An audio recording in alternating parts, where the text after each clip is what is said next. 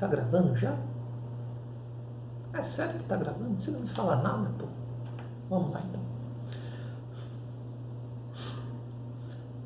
Olá pessoas, tudo bem com vocês? Eu sou o Rodrigo Carvalho e sejam muito bem-vindos a mais uma Engenharia de Garagem. No vídeo de hoje vamos ver um inversor de frequência didático. E roda vinheta.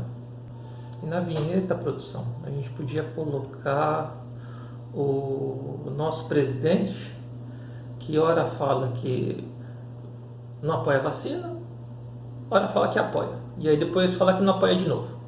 E aí ele fica se invertendo. Eu acho que fica bom assim. Muito bem, pessoal. A gente vai construir aqui um inversor de frequência didático. Bem modesto, tá? Ele não tem controle vetorial, não tem nada disso, tá? É bem simples mesmo, é só para fazer a parte da inversão da frequência. Ele vai começar com um sinal ali de pico de 5 volts, então se a gente colocar num transformador aí de 5 para 220 ou para 110, a tensão eficaz que a gente vai medir na outra ponta ainda vai ser baixinha, tá? Não vai ser nada absurdo.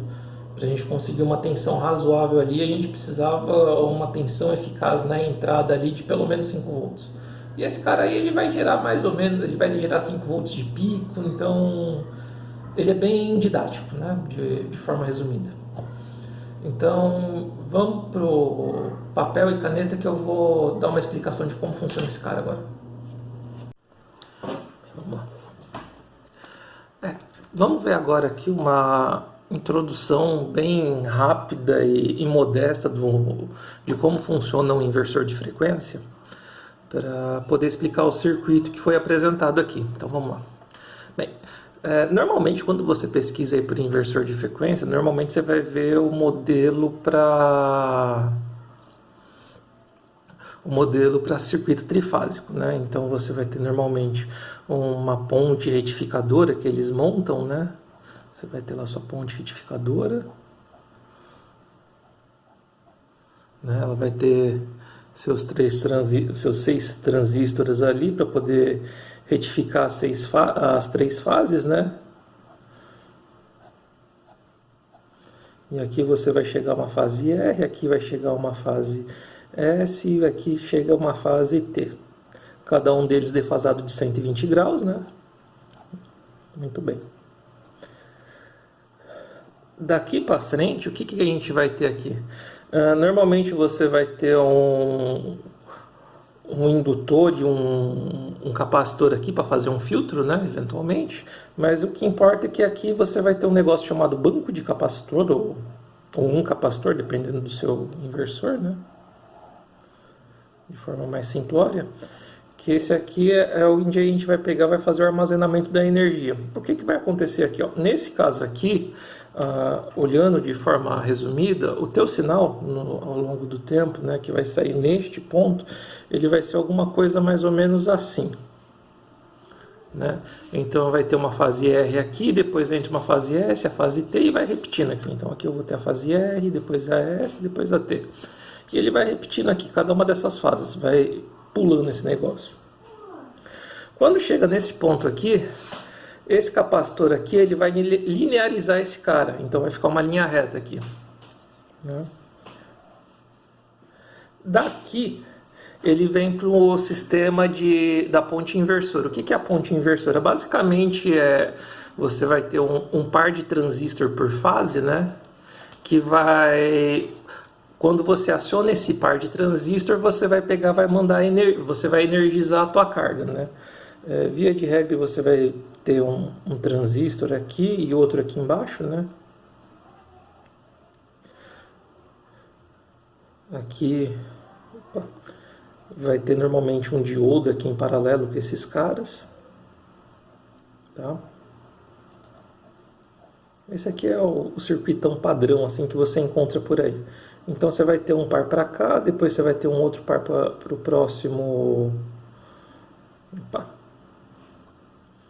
Vai ter um próximo par aqui com o transistor e diodo. O transistor aqui, eu estou falando transistor, mas entenda que isso aqui normalmente é um IGBT, tá? Normalmente o pessoal usa IGBT nisso daqui.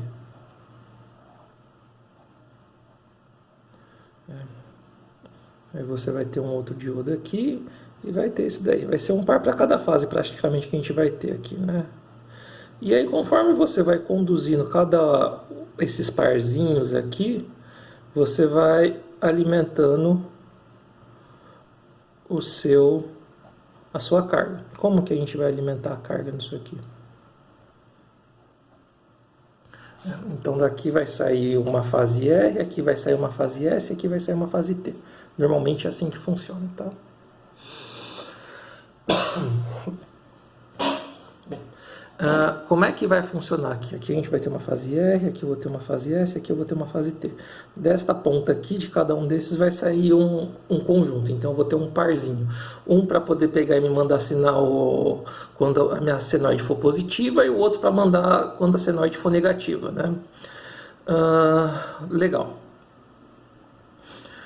Eu vou agora pegar e mostrar aqui de forma simples como que funciona, né? Mostrar só como é que é a forma de onda normalmente que você vai ter aqui, né? Eu vou mostrar para uma senoide só, mas isso vai se replicar para as outras duas aqui, defasado de 120 graus entre elas, né? É isso que vai acontecer. Eu vou ter um sinal chamado PWM aqui, né? Então, como é que funciona esse sinal PWM? Ele vai ter uma amplitude fixa, né? E eu vou variar a largura de pulso dentro do intervalo. Então, por exemplo, eu vou começar com um pulso bem pequenininho aqui, e conforme vai aumentando a largura do meu sinal, a tensão da minha senoide, esse cara ele vai ficando mais largo, né? Até a hora que ele ocupa um período inteiro e depois ele volta a diminuir, né? E depois ele inverte, né? Aí aqui logo em seguida você tem a inversão deste cara e ocorre exatamente a mesma coisa, só que para o outro lado agora, né? Aí normalmente é um desses caras aqui de baixo que está mandando este sinal aqui na fase S, né? Aqui, muito bem, aqui ele alarga mais um pouco e depois ele diminui de largura, né? E depois fica um pouco menor. Isso aqui, a tendência é que se você medir o sinal médio, ou a tensão média que você tem em cada intervalo desses daqui, né, você vai ter, analisando por tensão média, eu vou ter como se fosse uma escadinha assim, né? Aqui deu um sinal, aqui vai dar um sinal um pouquinho maior, aqui vai dar um sinal um pouco maior, até a hora que eu chego no sinal máximo, e depois ele começa a cair de novo, né? Isso aqui é o que a gente vai ter em função de uma tensão média, digamos assim. Muito bem. Indo aqui para frente. Bem, entendendo que esse sinal aqui, voltando aqui. Entendendo que esse sinal aqui ele vai ser uma forma de onda quadrada e eu estou variando a tensão média em cima da minha carga, né? Como a gente está vendo. Como é que funciona para eu fazer isso? Bem, de forma simplista, a gente tem que entender como funciona uma equação senoidal. Não tem muito segredo, né? Então, por exemplo, uma equação de tensão, a tensão senoidal de 60 Hz da rede, qual que é essa equação e como funciona, né? Bem, eu vou ter aqui que a minha V de T, a minha tensão, ela vai ser uma amplitude que multiplica o seno de ômega t mais φ. Normalmente é assim que funciona o sistema, né? Eu tenho uma amplitude, essa amplitude aqui, quando a gente trabalha no modelo estrela-triângulo 127-220, né? Esse daqui vai ser normalmente a minha tensão. Aqui eu vou ter a minha tensão. Qual tensão? A minha tensão eficaz, que é o 127? Não, eu vou ter aqui a minha tensão máxima. Tensão máxima que meu sistema vai alcançar, né? Muito bem. O que é o ômega, o que é o t e o que é o φ? O t é a variação no tempo que eu tenho dessa minha função aqui. O ômega aqui, como é que eu vou explicar? revoluções em radianos, em graus, digamos assim. Quantos graus eu estou deslocando no tempo esse negócio? Vou tentar colocar dessa forma. E aqui é o ângulo que a minha senoide funciona. Então vamos tentar mostrar isso de uma forma simples, né? Esse ângulo aqui, vou começar por ele, que ele é a parte mais simples do meu sinal, né? Vou montar um sinalzinho aqui. Sinal senoidal.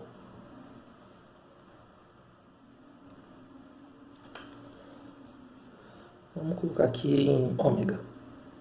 Em ômega porque ele vai estar em radianos, tá? Só por isso. Bem, aqui eu vou ter A, aqui eu vou ter menos A. Aqui é a amplitude máxima do meu sinal. Tá? Muito bem. Quando a gente está na rede normal, 127, 220, etc e tal, isso aqui é a minha tensão eficaz, o quanto de trabalho eu realmente tenho de tensão eficaz aqui trabalhando no meu sistema, né? Você pode, por exemplo, também pegar a tensão média, você vai descobrir, por exemplo, que a tensão média para uma onda senoidal ela é zero, né? Se você pegar o período inteiro, numa tensão média, e quando você pega a eficaz, aí ele vai te dar o valor realmente do período aqui, desconsiderando a parte negativa do teu sinal, né? Desconsiderando que eu digo, ele não vai influenciar, porque, por exemplo, num sinal de tensão média aqui, quando o sinal é negativo, ele te subtrai. Por exemplo, qual a média de 2 e menos 2? Então seria 2 mais menos 2 dividido por 2. Quanto que é isso aqui? 2 mais menos 2 dá 0, 0 por 2 dá 0. Quando a gente trabalha no sistema eficaz aqui desse negócio, esse menos 2 aqui, ele não vai atrapalhar. Então, eu ficaria com uma tensão eficaz aqui de 2. Tá. Muito bem. Eu não vou entrar no método do cálculo de tensão eficaz agora, mas basicamente a gente trabalha com a variação aqui ela é quadrática em vez de ser linear, né? Então a minha somatória aqui eu trabalho com ela quadrática e tiro raiz quadrada, digamos assim. Então tudo que é negativo fica positivo. Tá? Muito bem. O que é o ômega? O ômega é este carinha aqui. O ômega t aqui que a gente coloca é para fazer o deslocamento dele em cima desse eixo. O que é o ômega t? O ômega sim. O ômega ele vai ser em radianos. Então, por exemplo, aqui eu vou ter π sobre 2. Aqui eu vou ter π. Aqui eu vou ter 3π sobre 2 e aqui eu vou ter 2π. Isso aqui são graus. Só que está em radianos. O pessoal tem um pouco às vezes de dificuldade com radianos. Em graus seria 90 graus, aqui são 180 graus, aqui são 270 e aqui são 360 graus. Né? Mas em engenharia a gente normalmente trabalha com radianos, dificilmente a gente usa graus, principalmente quando na engenharia elétrica. Né?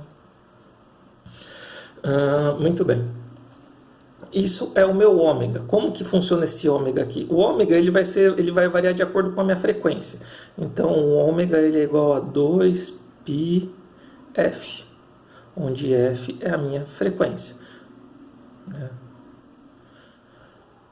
Então, por exemplo, se eu tenho uma frequência de 60 Hz, né, então vai ser 2π vezes 60, que dá algo aproximadamente a 377 radianos por segundo.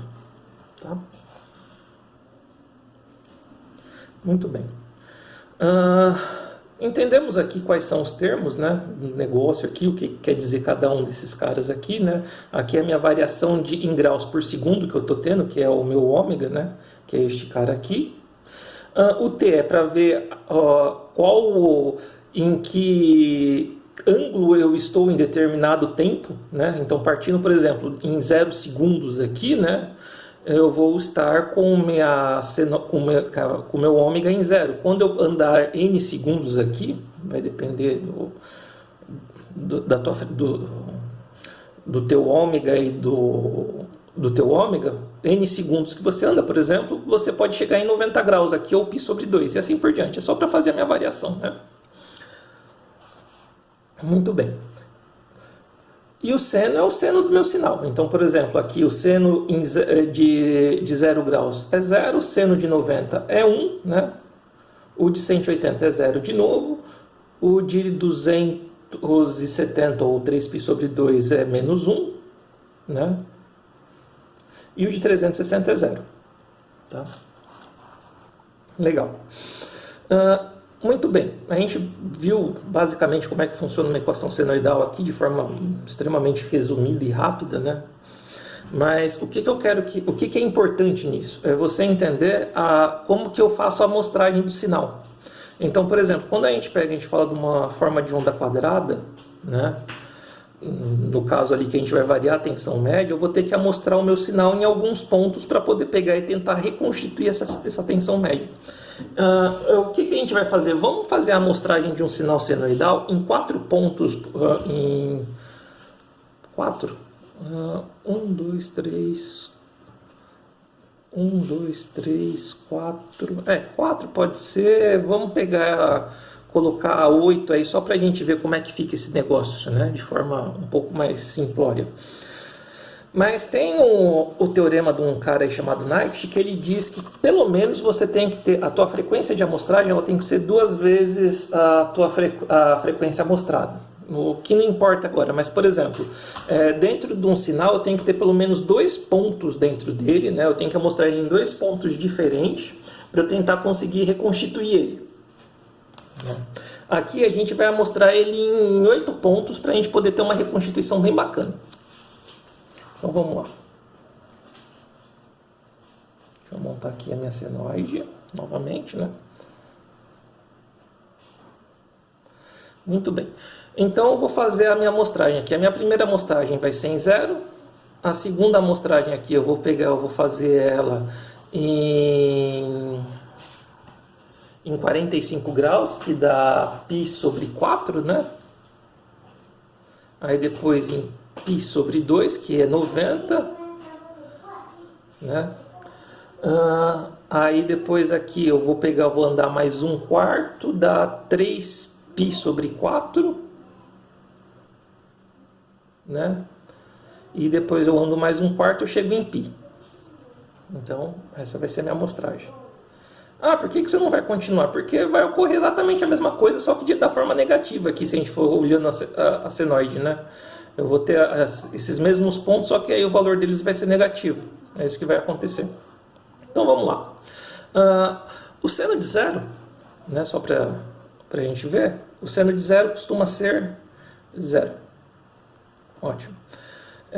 O seno de π sobre 4 ou 45 graus, deixa eu lembrar aqui na minha tabelinha, 1, 2, 3, 3, 2, 1, divide todo mundo por 2. Isso aqui era um macete que a gente usava para poder lembrar dos valores dos ângulos.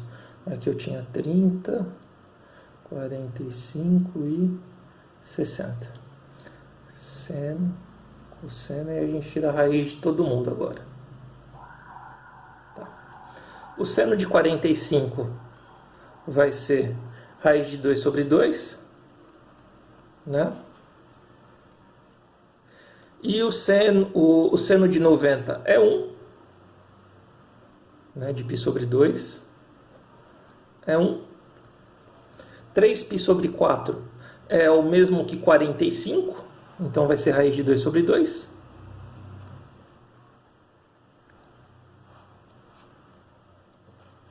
Né? Que é em 135, ou 3π sobre 4. E o seno de π, ou 180, é igual a 0. Né? E o restante? O restante vai seguir a mesma sequência aqui, só que negativa. Então eu vou ter menos raiz de 2 sobre 2. Aí depois a gente vai chegar em 1. Aí menos raiz de 2 sobre 2 e 0 novamente. É isso que vai acontecer para os outros valores aqui. Né? Que aí vai ser o 135, perdão, o 135, 270, 305 graus e 360, 315 graus e 360. Né? Muito bem. Eu levantei aqui então a minha amostragem de valores que que eu queria fazer. Então eu peguei aqui 1, 2, 3, 4, 5, 6, 7, 8 valores aqui, repete. Então aqui a gente tem a nossa amostragem de sinais aqui. 8 amostras, então 1, 2, 3, 4, 5, 6, 7, 8. Beleza. Aí aqui a próxima já é repetição. Pegamos as nossas 8 amostras aqui. Como é que a gente vai fazer esse negócio aqui agora? Muito bem. Eu vou pegar e jogar a minha tensão média aqui em cima, né? Se a gente lembrar aqui da nossa equação aqui, que eu tenho que o V de t é igual a seno de ômega t. O φ ali, acho que eu não cheguei a explicar o φ, só retornando aqui. O φ é a partir de que ângulo que esse negócio está acontecendo. Por exemplo, quando a gente tem gerador, o gerador, ele tá, a hora que você amostra lá a tensão dele, ele está em algum lugar. Ele não vai começar aqui no zero. Você pode fazer a amostragem, o negócio está aqui em cima já, né? É o que representa esse φ. O quanto deslocado eu estou do meu zero. É isso aqui que é o φ. Tá?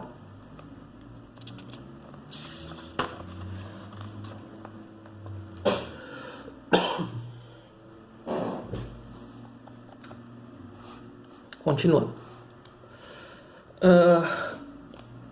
Chegando aqui no AC no ômega t, né, o que acontece? Se eu pegar e colocar a minha amplitude máxima aqui e eu for andando em cima desses valores aqui, né, então, por exemplo, vamos colocar uma amplitude máxima de... deixa eu ver, vai dar 190 volts aproximadamente, se a gente estiver falando 127, só para a gente ver o que acontece aqui, né? Então, o que acontece aqui? Se eu pegar aqui o 190 e multiplicar por zero, no primeiro ponto aqui a gente vai ter 0 volts. Aqui, π sobre 4 aqui dá 3 por 4, dá mais ou menos 0,25. Então, vai ser cerca de 1/4 desse cara. Algo próximo aí dos 50 volts neste cara aqui. Próximo de 50. Quando a gente chegar aqui no π sobre 2, vai dar 1, então vai bater 190. Aqui é alguma coisa próxima também de 50, né? E aqui ele vai voltar a dar 0. O que a gente vai fazer com o nosso sinal PWM para conseguir chavear esse cara aqui? O que a gente vai fazer? A gente vai fazer o mesmo sinal agora, só que fazendo, em vez de variar a senoide, né? Eu vou variar a minha tensão média. Como que a gente vai variar a tensão média? Eu vou ter os mesmos pontos aqui, né? Então 0 em π sobre 2, depois eu vou... Em π sobre 2 não, π sobre 4, π sobre 2, 3π sobre 4. Eu vou fazer só a parte positiva, porque a negativa ela é igual, tá? Só que é só o contrário. Por exemplo, o meu sinal aqui ele deu 0. Então o meu sinal aqui da minha onda quadrada, ele vai vir em 0 e vai permanecer aqui. Quando chegar aqui em π sobre 4, que é a minha próxima amostragem, quanto que tinha que ser a minha tensão média aqui aproximadamente? 50 volts, dá cerca de 1/4 do meu espaçamento aqui. Então ele vai subir na tensão máxima aqui de 190 e vai ficar só 1/4 do meu período nessa tensão máxima. Tá? E aí ele volta para 0. Quando chegar em π sobre 2 aqui, o que ele vai fazer? Ele vai subir, vai dar 190. Então ele vai ficar o próximo período inteirinho em tensão alta. Né? Quando chegar aqui em 3/4, o que ele vai fazer? Ele vai... Chegou aqui, ele vai fazer o quê? Ele vai ficar agora só 3/4 do meu período aqui em alta. E baixou. 3/4 não, só 1/4 do meu período aqui em alta. E baixa. Né? E quando chegar aqui em 0, ele vai continuar em 0. E vai fazer a mesma coisa para a parte negativa aqui. Ele vai chegar, andar mais um pouco, ele vai vir para baixo. Fica um pouquinho. Aí depois vem, fica um tempão. Baixa. Aí aqui eu tenho mais um pouquinho, que ele fica em negativo. E depois 0. Ele vai fazer algo próximo disso. Né? Então, se a gente for medindo a tensão média, ele vai bater esses valores. Nesse primeiro intervalo aqui eu tenho 0, depois aqui eu tenho algo próximo de 50, depois aqui eu tenho 100, depois aqui do meu intervalo aqui, até aqui, ele deu 50 de novo e assim por diante. Muito bem. O que a gente faz aqui então? Basicamente o que eu estou variando é a minha largura média de tensão aqui, né? É isso que a gente está fazendo. Vamos ver agora então na tela do computador como é que fica o circuito de uma fase montado, né? Só para poder mostrar esse negócio funcionando. Tá? Então, vamos para o PC. Muito bem. Está aqui o nosso pequeno e modesto projeto. Não tem muita coisa, como pode ver, né? Então, eu tenho aqui um par de transistor para cada fase, né? Entre aspas, aqui eu tenho um para a fase e outro para o neutro, porque eu tenho que fazer esse negócio inverter, né? Aqui embaixo eu tenho os resistores de polarização.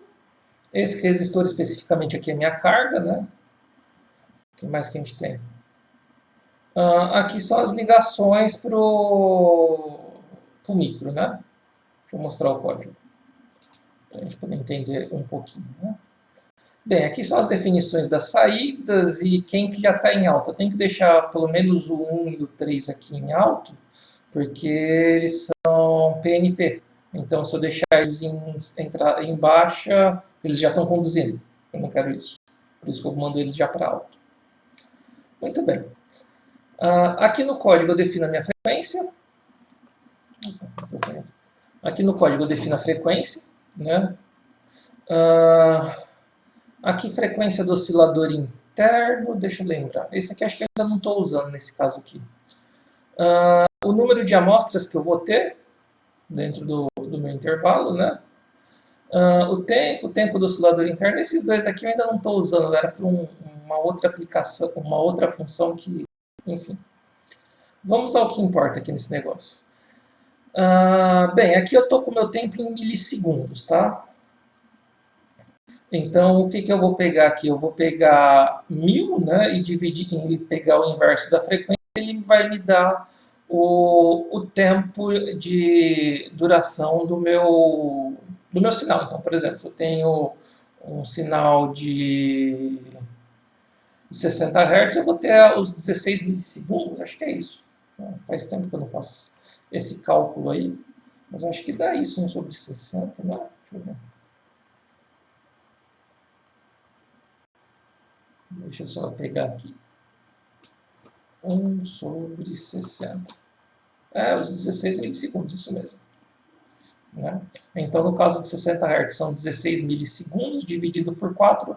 Né? Eu vou ter 4 amostras dentro desse intervalo de 16 milissegundos. Se eu tiver, por exemplo, um sinal mais lento, né? Mais lento que eu digo que tem uma frequência menor. Por exemplo, um de 30 Hz aqui, ou 35 nesse caso, como eu coloquei aqui. Se for um de 30, eu vou dobrar. Então, em vez de eu ter aqui 4, eu vou ter 8 amostras dentro de uma senoide. Tá? É isso que a gente está fazendo aqui. Muito bem. Aqui ele vai pegar, ele vai rodar as minhas amostras, né? Esse fora aqui é para ele poder rodar essas amostras. Aí aqui dentro é o valor de seno. Esses dois aqui eu acabei... Estou colocando aqui só para ficar simples, que é o valor médio positivo e o valor médio negativo. Vocês vão ver que eles são o mesmo valor, só que um é menos 1. Eu multiplico por menos 1. No fim das contas, dá a mesma coisa, né? Porque o seno, hora está positivo, hora negativo. A parte negativa dele eu multiplico por menos 1, porque eu preciso chavear. Muito bem. Aí, o que eu faço aqui embaixo? Eu vejo o valor do seno. Por que você está usando 255 aqui? Porque o meu PWM aqui, o PWM interno da arquitetura Arduino, né? Ele aceita no máximo 255, a amplitude máxima que ele vai alcançar. Isso vai chegar quando? Quando tiver com quando o resultado do seno for 1. Então vai bater 255. Ah, e quando ele for diferente de 1, vai dar algum outro valor aí, mas a grosso modo é isso. Então, o que eu tenho aqui? Ó? É o seno de 2π, né, vezes f. Por que eu mudei aqui? Eu coloquei i sobre o número de amostras aqui, né? Porque eu peguei, eu relativizei, eu estou deixando o meu sistema amostrado. Então, eu tenho que pegar o meu período total, né? Então, por exemplo, o período qual que é? O período total é 2π, né? Que é a parte positiva e a negativa da minha senoide.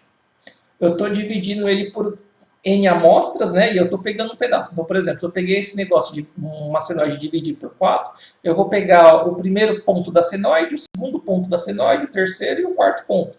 Por isso que eu divido pelo número de amostras aqui e eu vou variando o i aqui. É para eu poder ir andando essas amostras aí. Eu pego o meu período todo, divido, por exemplo, por 4, e aí eu vou andando cada uma. Eu quero saber o valor na primeira amostra, na segunda, na terceira e na quarta. Tá? Muito bem. Aqui ele vai ver se o valor de seno é positivo ou não. Se ele for, por exemplo, o valor de seno positivo, quer dizer que ele está na parte superior da minha senoide. Então ele vai acionar um par de transistor, né, que no meu caso aqui é o T1 e o T4. Aqui na minha plaquinha, o T1 é este cara e o T4 é esse aqui. Ele vai acionar esse parzinho, né? Então ele vai mandar positivo aqui e vai mandar sinal negativo aqui embaixo. Muito bem. Quando o seno for negativo, que ele está na parte de baixo da minha senoide, né?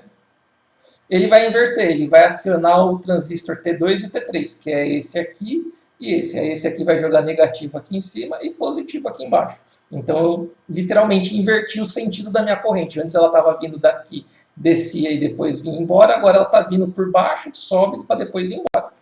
Né? É assim que funciona. Bem, aí aqui eu vou ter um delay. Esse 4 aqui é 4 milissegundos que eu vou ter, que vai ser a duração do meu sinal PWM lá dentro. Então, por exemplo, durante 4 milissegundos ele vai ficar me mandando um determinado valor médio. Passou 4 milissegundos, ele desarma e vai para o próximo, para a próxima amostra. Né? Essa é a minha largura de amostra que eu coloquei. Cada amostra minha dura 4 milissegundos. Ah, por que 4 milissegundos? Porque é o valor mínimo que eu consegui para a gente chegar até 60 Hz. Qual a vantagem? Por exemplo, se a gente fosse aplicar isso, por exemplo, num motor de corrente alternada, eu conseguia baixar a frequência dele. Eu conseguia jogar ele até a frequência máxima, né? Ou eu conseguia fazer ele mais devagar. É isso que a gente consegue fazer com esse cara aqui. Não esse aqui, porque esse aqui é didático, né? Mas enfim. Muito bem, vamos ver esse negócio funcionando então. Deixa eu diminuir o código. Inicia a simulação.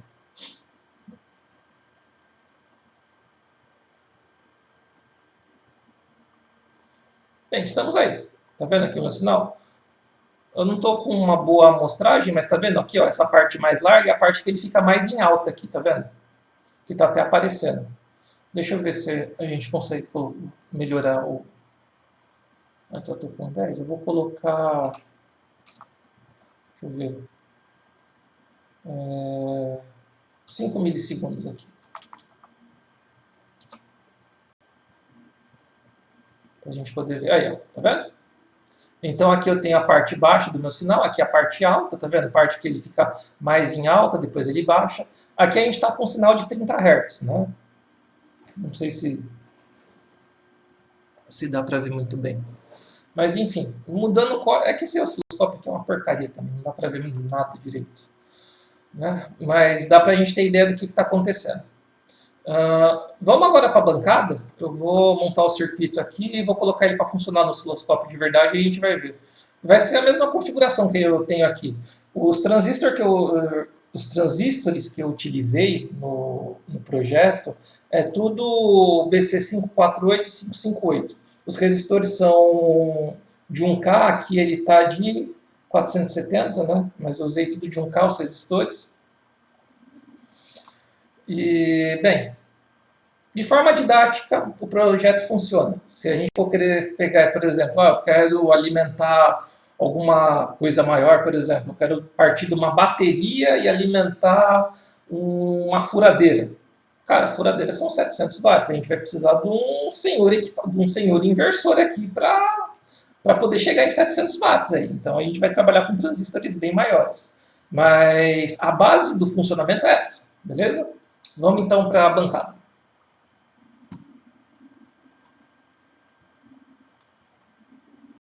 Bem, estamos aqui na bancada, o projeto está montado aqui, eu vou só mostrar. Aqui está um microcontrolador que faz o controle dos disparos, né? Deixa eu aproximar aqui. Vamos lá. Aqui eu vou ter então meus transistores, né? Esse aqui é o 1, 2, 3 e o 4, então estão todos aqui. Bem, aqui como vocês estão vendo, ó, é feito por disparos em partes, então aqui hora fica positivo, hora fica negativo, o mesmo vale para esse lado aqui, né? Aqui é a alimentação dos transistores, né, que vai no emissor, está ali a fonte alimentada com 5 volts, né? E está aqui o osciloscópio